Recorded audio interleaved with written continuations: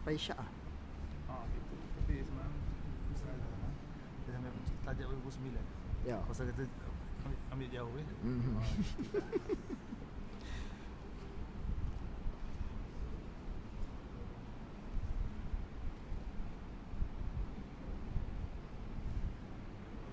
Boleh tak? Saya tengok.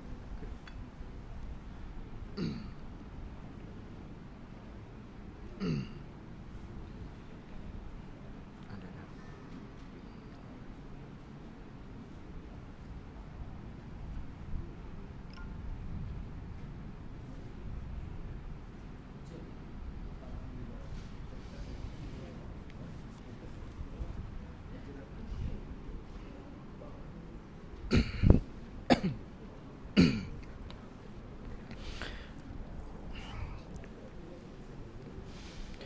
Assalamualaikum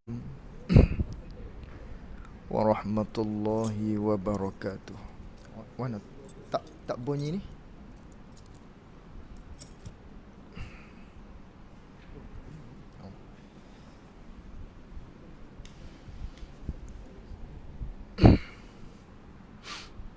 Assalamualaikum warahmatullahi wabarakatuh. Bismillahirrahmanirrahim. Alhamdulillahi rabbil alamin. Wassalatu wassalamu ala asyrafil anbiya'i wal mursalin Sayyidina wa maulana Muhammadin sallallahu alaihi wasallam. Allahumma arinal haqqa haqqan warzuqna ittiba'ah wa arinal batilan batilan warzuqna ijtinabah. Allahumma faqqihna fid din wa 'allimna ta'wilih. Allahumma faqqihna fid din wa 'allimna ta'wilih. Allahumma faqqihna fid din wa 'allimna ta'wilih. Allahumma nawwir qulubana binur hidayatika kama nawwaltal arda binurika syamsika abadan abada. Birahmatika ya arhamar rahimin. Rabbi shrah li sadri wa yassir li amri wahlul 'uqdatam min lisani yafqahu qawli. Allahumma salli wa sallim ala sayyidina wa maulana Muhammad. Alhamdulillah. Pertama-tamanya kita merafakkan rasa syukur kita kepada Allah Subhanahu wa ta'ala kerana pada malam ini merupakan malam yang pertama bagi kesinambungan kita daripada pembelajaran kita, muzakarah kita pada sebelum ini menerusi kitab Faridatul Faraid. Dan alhamdulillah pada malam ini kita akan sambung kembali pembelajaran kita yang terhenti selama beberapa bulan susulan daripada penyakit yang melanda di seluruh dunia ni. Jadi pada malam ini kita sambung lagi, kalau tak silap, pada bab tabligh ya. Yalah, pada bab tabligh. Pada muka surat 13 di kitab Faridatul Faraid versi Jawinya. Qala al-muallif rahimahullahu ta'ala wa nafa'ana bi'ulumihi wa bi'ulumina fid daraini amin. Ketiga, tabligh. Artinya, arti tabligh tu ialah menyampaikan. Ni kesinambungan kita yang mana topik asal perbicaraan kita iaitulah berkaitan dengan segala sifat-sifat yang wajib bagi segala rasul. Yang mana kita telah tamat pada bab yang pertama, iaitulah bab uluhiyah, berkaitan dengan ketuhanan. Lalu kita masuk pula pada bab yang seterusnya, iaitulah babur risalah, ataupun yang dikenali dengan bab kerasulan. Ini bab kerasulan. Jadi dalam bab kerasulan ini, yang akan kita bicaranya di dalam bab tersebut iaitulah berkaitan dengan sifat-sifat rasul. Maka secara ijmalnya, secara kasarnya, tiap-tiap sifat yang mana sifat tu sifat sempurna hak bangsa jenis manusia, maka semua tu ialah sifat-sifat bagi rasul. Itu secara kasar. Secara ijmal maknanya, umumnya, sebagaimana bab ketuhanan, tiap-tiap sifat yang menunjuk di atas sempurna, itulah sifat Allah Subhanahu wa ta'ala. Maka di bab kerasulan pun sama. Maknanya secara ijmal wajib kita i'tiqad, secara kasarnya, secara umumnya wajib kita berpegang, wajib kita tambah ikat di hati kita tiap-tiap sifat yang menunjuk atas sempurna. Tapi sifat hak sempurna mana? Sifat sempurna pesi manusia. Sifat sempurna hak jenis bangsa kemanusiaan. Sifat tu ialah sifat bagi segala rasul-rasul alaihi wassalatu wassalam. Itu secara umumnya ataupun secara ijmal dia panggil. Lalu tu daripada situlah maknanya dah banyak sifat-sifat kesempurnaan hak jenis manusia tu ialah sifat rasul. Maka atas jalan tafsilnya, atas jalan hurai satu-satunya, wajib kita tahu tu 4. Sifat wajib bagi rasul ni ada 4. Ni atas jalan tafsil, atas jalan hurai satu-satu. Mana 4 tu sifat wajib bagi rasul? Pertamanya sidik, kita telah bicara dah pertemuan yang lalu. Yang keduanya amanah, yang telah kita bicara pada pertemuan kita yang lepas. Ni masuk yang ketiga. Hak kita nak bicara malam ni hak yang ketiga. Jadi kata pengarang rahimahullahu ta'ala, ketiga, yakni sifat wajib bagi Rasul alaihi mussalatu wassalam tu, hak ketiganya. Bilang mana-mana pun tak kira lah, tak kisah lah. Cuma nak mengajinya hak ketiganya sifat tabligh. Yang ketiganya sifat tabligh. Apa tu tabligh? Apakah tabligh ni, sifat tabligh ni? Yang mana sifat ni wajib bagi segala Rasul alaihi wassalatu wassalam. Artinya, arti tabligh tu ialah menyampaikan. Menyampaikan apa? Menyampaikan barang, menyampaikan hukum hakam, wahyu-wahyu yang disuruhkan mereka itu rasul-rasul tu, disuruh dengan menyampaikan dia kan hukum ataupun kan dia kan barang, menyampai kepada makhluk. Itu panggil sifat tabligh. Wajib kita i'tiqad segala rasul-rasul alaihi wassalatu wassalam ni, kita ikat di hati kita, simpul di hati kita, mereka tu mesti bersifat dengan sifat tabligh. Apa tu sifat tabligh? Menyampaikan hukum-hukum yang mana hukum ni disuruh, diperintah oleh Allah Ta'ala dengan menyampaikan kepada makhluk, yakni jin dan juga manusia.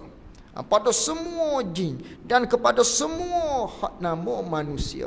Allah Ta'ala suruh perintah. Allah Ta'ala perintah pada Rasul supaya menyampai benda tersebut. Maka wajib kita i'tiqad mereka itu menyampai ke semua sekali. Ini sifat tabligh.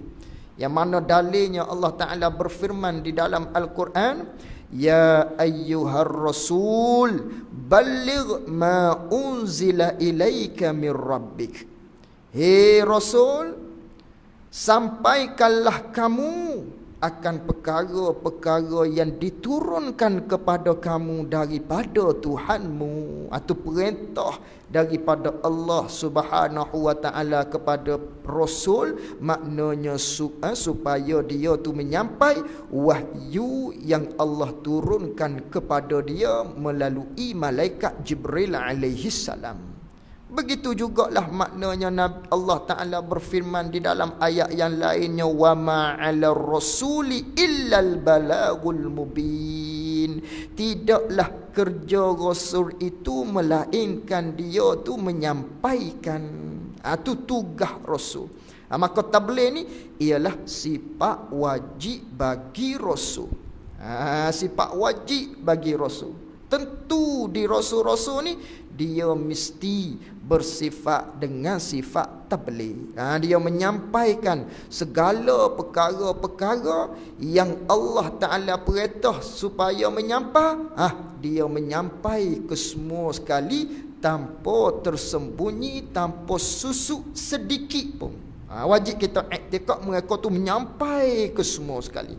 Manakala dia menyampai, balik kita pula manusia ni dan juga jin, wajib atas kita menerima apa sahaja yang dibawa datang oleh baginda Nabi kita sallallahu alaihi wasallam ataupun daripada segala rasul-rasul tadi. Wajib kita pula menerima apa yang disampaikan oleh mereka. Zaman kita ialah zaman Nabi Muhammad sallallahu alaihi wasallam. Atau wajib kita i'tiqad gitu. Kita ikat gitu. Tambak di hati kita. Mereka ni menyampaikan segala perkara yang disuruh menyampai oleh Allah Subhanahu wa taala. Inilah nama sifat tabligh. Sifat bagi Rasul. Tentu mereka tu bersifat dengan sifat tabligh, iaitu menyampaikan perkara hak Allah Taala suruh menyampai. Maka adalah barang yang diwahyu oleh Allah Ta'ala kepada segala rasul tu.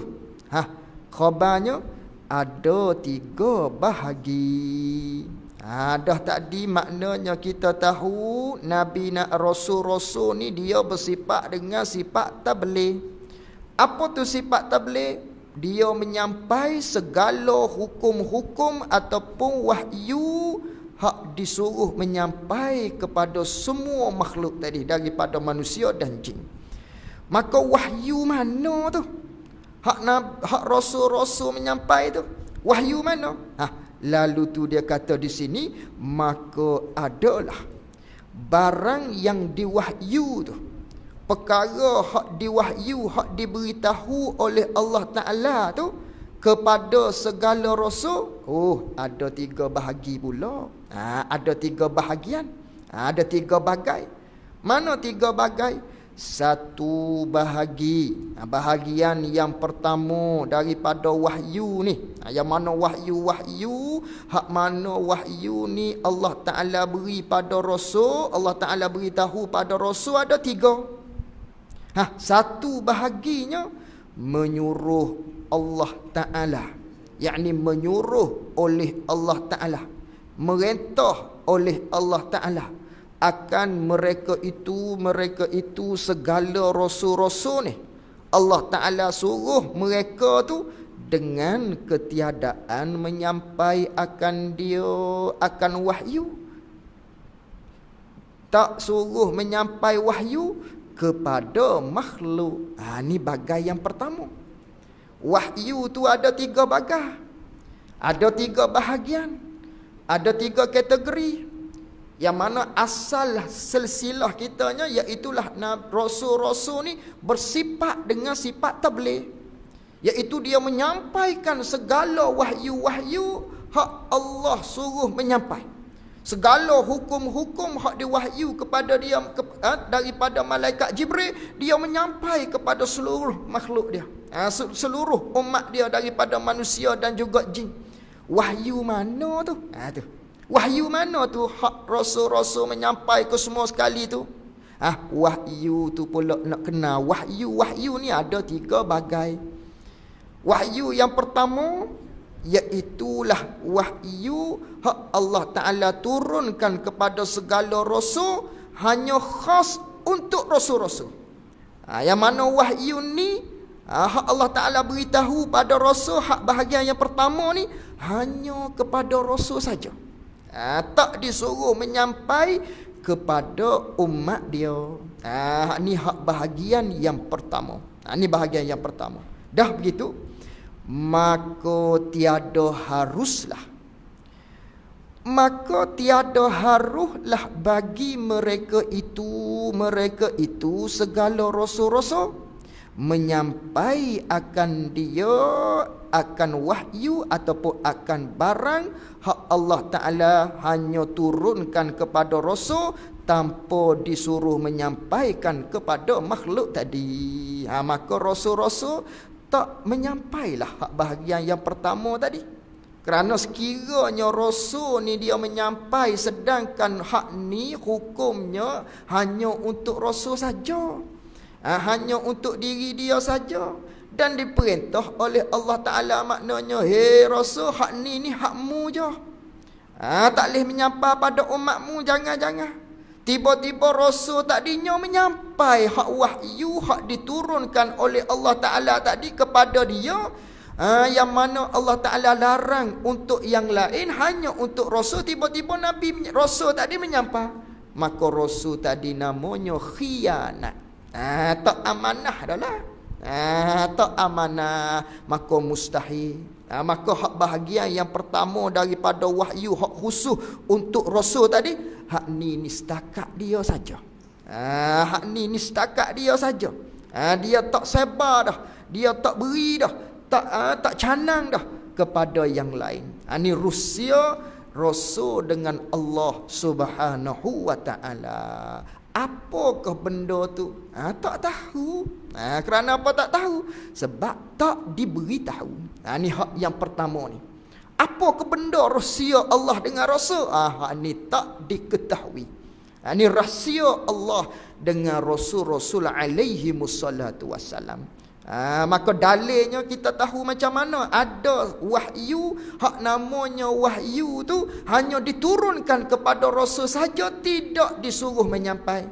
Ada isyaratnya daripada hadis Nabi sallallahu alaihi wasallam, yang mana Nabi sallallahu alaihi wasallam bersabda, "Lau ta'lamuna ma a'lamu la dhahiktum qalila wala bakaitum kasira."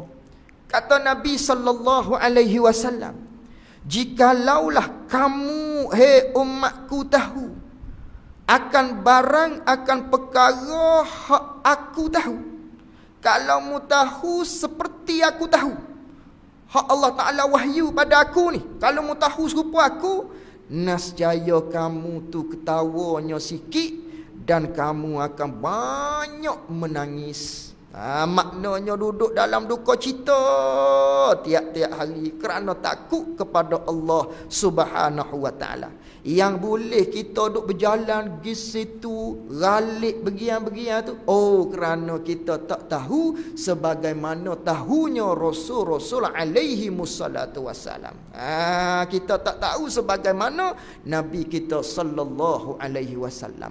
Daripada isyarat hadis inilah maknanya faham kepada kita ada satu jenis wahyu hak Allah Ta'ala sampaikan hanya khas, hanya khusus kepada Nabi kita sallallahu alaihi wasallam. Secara umumnya kepada Rasul-Rasul alaihi wassalatu wassalam, yang mana tak disuruh menyampaikan kepada umat masing-masing. Tu di Nabi kita sallallahu alaihi wasallam. Faham daripada hadis itulah. Itu bahagian yang pertama. Wahyu bahagian yang pertama.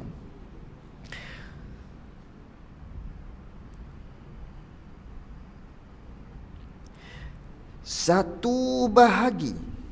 Mana dah tu? Dan satu bahagi. Ni bahagian yang kedua. Itu bahagian yang pertama. Bahagian yang kedua pula. Tadi ada 3 bahagi. Dan satu bahagi, yakni satu bahagi yang lain. Bahagian yang kedua maknanya. Wahyu ni memberi pilih Allah Ta'ala, yakni memberi pilih oleh Allah Ta'ala. Allah Ta'ala beri pilih pada siapa? Akan mereka itu rasul lah. Allah Ta'ala beri pilih tu padanya, pada bahagian wahyu yang kedua ni. Satu bahagian lainnya, hak ni wahyu ni maknanya Allah Ta'ala beri pilih kepada rasul-rasul. Allah Ta'ala beri pilih. Lalu tu dah beri pilih wahyu hak bahagian yang kedua ni, maka harus bagi mereka itu rasul-rasul. Harus bagi mereka tadi tu, boleh bagi mereka tu menyampai akan wahyu, dan ketiadaan menyampai akan wahyu. Kerana apa? Kerana diberi pilih. Ni wahyu yang kedua. Kategori wahyu yang kedua. Yang mana wahyu ni Allah Ta'ala turunkan untuk rasul, kemudian diberi pilih.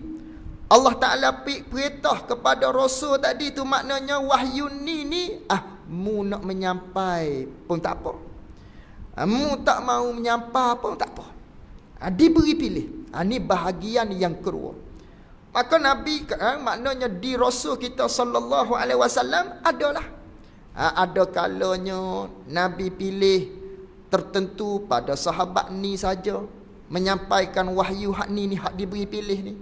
Tidak kepada yang lain contohnya. Contoh misalnya wahyu ni Nabi kita sallallahu alaihi wasallam hanya menyampaikan kepada sahabat yang bernama Abu Hurairah contohnya. Tidak diberikan kepada yang lain-lain. Nabi tengoklah. Nabi tengok hak mana Nabi nak pilih, hak mana Nabi nak beri maknanya. Hak ni wahyu yang kedua. Ini bahagian daripada wahyu yang kedua yang Allah Ta'ala beri pilih kepada rasul-rasul tadi. Lalu tu rasul-rasul tu pula harus bagi dia menyampaikan dan ketiadaan menyampai. Itu yang kedua. Dan satu bahagi lagi, bahagian yang ketiga pula. Dan satu bahagi yang lain pula menyuruh Allah Ta'ala, memerintah oleh Allah Ta'ala akan mereka itu rasul-rasul tadi, menyuruh dengan menyampaikan wahyu. Ini bahagian yang ketiga. Bahagian wahyu, bahagian yang ketiga inilah maka menyampai mereka itu rasul-rasul tadi akan wahyu hak bahagian yang ketiga hak Allah Ta'ala suruh menyampai ni. Rasul-rasul telah menyampai kepada makhluk. Hak ni rasul-rasul menyampai ke semua sekali. Dan tiada mereka itu rasul-rasul daripada wahyu hak disuruh menyampai oleh Allah Ta'ala ni tak menyembunyi akan sesuatu, yakni akan sedikit pun. Rasul-rasul tak menyembunyi. Hak mana ni? Wahyu hak Allah Ta'ala turun kepada Nabi, kepada rasul-rasul, yang mana wahyu ni Allah Ta'ala perintah supaya menyampai. Wahyu hak bahagian yang ketiga ni. Hak bahagian yang ketiga ni rasul-rasul menyampai ke semua sekali tanpa tersembunyi pun. Ini wahyu yang ketiga. Jadi wahyu ni ada 3. Yang pertama, wahyu hak diturun tu hanya khas kepada baginda ataupun kepada segala rasul-rasul saja. Wahyu yang kedua, wahyu hak Allah Ta'ala turunkan kepada rasul-rasul diberi pilih. Nak menyampai pun tak apa, tak menyampai pun tak apa. Lalu tu rasul-rasul tadi tu, dia menyampai kepada hak mana dia nak menyampai, dan dia tak menyampai kepada hak menyampai. Wahyu tadi. Apa dia hak tu? Hak ni pun tak tahu jugalah. Hak bahagian yang kedua ni. Kerana Nabi Rasul tadi tu pilih. Dia menyampai kepada sahabat ni contohnya. Lalu tu di sahabat ni saja je lah yang tahu. Apakah benda tu? Tadi kerana rusia antara Nabi pun Rasul tu pula dengan sahabat yang tersebut. Tak tahu juga. Cuma dikatakan oleh para ulama itu ialah ilmu hak berunsurkan ilmu yang dalam-dalam. Ilmu hak tinggi-tinggi. Maka ilmu hak tinggi-tinggi maknanya tak diberi kepada semua orang. Banding mudahnya beginilah. Bandingnya kita ni maknanya ada anak. Ada anak. Anak yang pertama panggil anak sulung. Ada adik-adik yang lain. Anak sulung kita ni ialah harapan kita. Maka dah dia tu harapan kita. Di dia ni kita pesan suku dibandingkan dengan anak-anak kita yang lain. Kita pesan pada anak yang sulung begian. Kalau ayah tak ada begian. Jaga adik-adik. Adalah pesanan-pesanan tertentu yang tidak dipesan kepada anak-anak yang lain. Kerana apa? Kerana dia tu harapan. Tu. Ataupun banding lain lagi. Ilmu-ilmu yang tinggi-tinggi umpamanya. Tak boleh kita nak belajar hak mana kita ni hak tak lepas lagi, tuntutan hak fardu ain misalnya. Maka seorang guru tadi tu dia kena pilih-pilih. Nak menyampai ilmu hak tinggi-tinggi tu tak boleh kepada semua. Dia kena ada tahap-tahap dia. Kena tengok situasi-situasi orang tadi. Tidak kata dah kita alim tu pakai semua sekali boleh belajar. Ada orang hak mampu, ada orang hak tak mampu. Ni pun sama. Nak banding maknanya ada satu wahyu, kategori wahyu tu, wahyu ni Allah Ta'ala turunkan kepada Rasul dan diberi pilih untuk menyampai ataupun tidak. Maka Rasul tadi ada menyampaikan kepada sebahagian sahabat, tak menyampaikan kepada yang lain. Tu bahagian yang kedua. Wahyu bahagian yang ketiga pula, iaitulah wahyu yang Allah Ta'ala turunkan kepada rasul-rasul tadi, dan wahyu ni diperintah oleh Allah Ta'ala supaya menyampaikan. Maka wahyu yang ketiga inilah rasul-rasul tadi tu dia menyampaikan kepada makhluk dia semua sekali, tanpa tersembunyi, tanpa ada tertinggal sedikit pun. Ni wahyu yang ketiga. Tu wahyu yang ketiga nama dia. Habis itu. Tu faham, wahyu ada 3 bahagian. Jadi nabi-nabi rasul-rasul tadi, maknanya mereka itu bersifat dengan tabligh, mereka itu menyampaikan segala perkara-perkara hak Allah Ta'ala suruh menyampai, mereka menyampai ke semua sekali. Wajib kita iktikad begitu. Hak mana tu? Wahyu mana? Wahyu yang ketiga. Wahyu yang ketiga.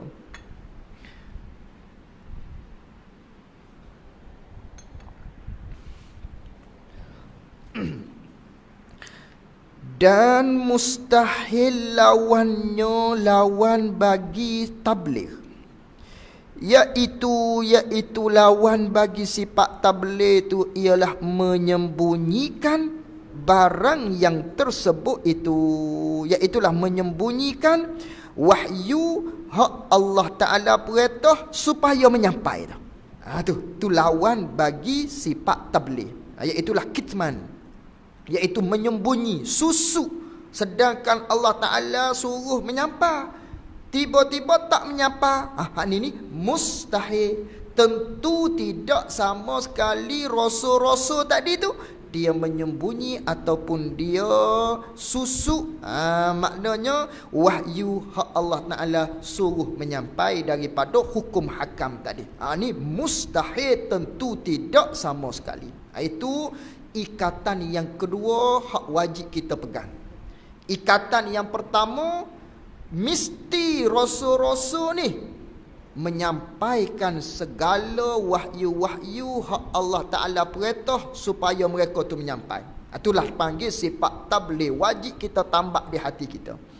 Yang keduanya, kita simpul kali yang keduanya, rasul-rasul ni tentu tidak sama sekali mereka itu menyembunyikan. Itu dia panggil ikatan istihalatul mustahil. Tentu tak mereka tu susuk wahyu hak Allah Ta'ala, sedangkan Allah Ta'ala perintah supaya dia menyampai. Hak ni rasul-rasul susuk? Tidak sama sekali. Dua ikatan di situ. Ada dua ikatan. Baik, kemudian dalilnya mana? Dalil akalnya nak menunjukkan kepada kita nabi-nabi, rasul-rasul ni, rasul-rasul ni dia menyampaikan maknanya hukum ataupun wahyu hak Allah Ta'ala suruh menyampai. Mana dalil dia?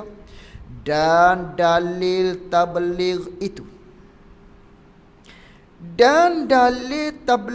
itu, ialah bahawasanya jika menyembunyi mereka itu rasul-rasul menyembunyi akan sesuatu, yakni akan sedikit daripada wahyu tadi. Sekiranya rasul-rasul ni dia menyembunyi, dia susuk sikit je daripada wahyu-wahyu tu, apa dia? Akan sesuatu tu, bayan dia daripada barang yang disuruhkan mereka itu rasul disuruh dengan menyampai akan dia akan barang. Jadi macam mana? Sekiranya fardu takdirnya buat misa, buat lolok saja je, takdir saja je, maknanya sekira mereka itu rasul-rasul ni dia menyembunyi sikit saja daripada wahyu hukum hakam hak, sedangkan Allah Ta'ala suruh dia menyampai, tiba-tiba dia tak menyampai, sikit je, misalnya ada begitu. Nescaya adalah kita umat ni, daripada manusia dan jin umat dia ni, kalau begitu kak, disuruhkan kita dengan menyembunyikan ilmu jugalah kalau begitu. Disuruh kita ni menyembunyi akan ilmu lah. Kerana apa? Jawab pada kata nescaya. Kerana disuruhkan kita umat dia ni, disuruh yakni oleh Allah Ta'ala, disuruh dengan mengikut mereka itu segala rasul-rasul. Sedangkan kita ni disuruh oleh Allah Ta'ala supaya ikut rasul-rasul. Fattabi'uni, maknanya supaya ikut rasul-rasul. Tiba-tiba rasul-rasul tadi tu dia menyembunyikan wahyu. Dia ada susuk wahyu hukum hakam hak Allah Ta'ala sepatutnya suruh dia menyampai, tiba-tiba dia tak menyampai, sikit je, kalau ada sikit pun nescaya kita ni disuruh lah, maknanya menyembunyi juga ilmu. Kerana apa begitu? Kerana Allah Ta'ala perintah pada kita supaya ikut rasul. Tiba-tiba rasul tu menyembunyi, kita pun kena menyembunyi juga, kerana kita disuruh ikut dia. Kalau begitu macam mana?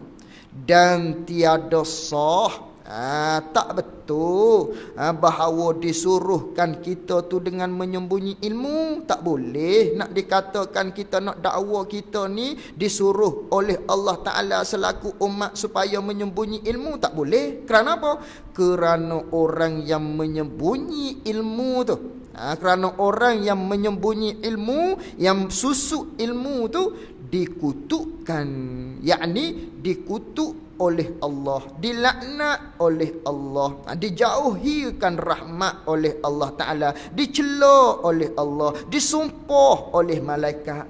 Sebagaimana hadisnya, katimul ilmi mal'unun, orang yang menyembunyi akan ilmu ni, orang tersebut dilaknat. Sehingga kan di hujung hadis tu dilaknat oleh segala manusia, oleh segala sesuatu, hatta perkara-perkara yang ada di darat ataupun di laut, semuanya melaknat orang yang tersebut. Siapa? Orang yang menyembunyikan ilmu. Dia ada ilmu, bila orang tanya tak jawab. Kerana apa tak jawab? Susuk ilmu, sayang pada ilmu, takut orang alim pada dia contohnya. Dia susuk sembunyi ilmu, orang ni dilaknat oleh Allah Subhanahu wa taala, dilaknat oleh malaikat, dilaknat oleh semuanya yang ada di darat, yang ada di laut. Cuma kita saja tak bunyi. Tu burung-burung laknat kita. Ikan-ikan hak ada di laut pun laknat orang tersebut. Ini dikutukkan orang yang menyembunyi ilmu. Kalaulah rasul-rasul tu dia maknanya menyembunyikan hukum hakam, hak mana wahyu ni sepatutnya dia menyampaikan kepada umat dia, yang Allah Ta'ala perintah menyampaikan, tiba-tiba dia sembunyi. Kalau begitulah akal kita fikir, kalau Nabi Rasul-Rasul ni menyembunyikan wahyu tersebut, kita pun disuruh menyembunyi jugalah ilmu. Sah ke tidak nak menyembunyikan ilmu ni? Betul ke tidak begitu? Tak betul. Kerana apa tak betul? Kerana Nabi laknat. Maknanya orang yang menyembunyi ilmu. Kalau begitu Nabi Rasul-Rasul ni maknanya mereka itu menyampaikan segala perkara-perkara hak Allah Ta'ala suruh menyampai. Itu dalil hak kita fikir dengan akal. Dalil hak kita fikir dengan akal. Maka sabitlah. Dah begitu, maka sabitlah, yakni tetaplah, mestilah bagi mereka itu rasul-rasul bersifat dengan sifat tabligh, iaitulah menyampaikan perkara-perkara yang disuruh menyampai. Maka tetaplah, kejaklah di hati kita, mesti mereka itu bersifat dengan sifat tabligh. Dan apabila sabit ia sifat tabligh di mereka itu rasul-rasul, maka mustahillah menyembunyikan. Maka tak terimalah akal kita mereka itu menyembunyikan akan wahyu hak Allah Ta'ala suruh maknanya sebar ataupun menyampaikan kepada umat dia masing-masing. Mustahil mereka itu menyembunyi. Habis di situ. Keempatnya fatana. Wallahu a'lam wa ilmuhu wa atam. Jazakumullahu khairan jazak. Assalamualaikum warahmatullahi wabarakatuh.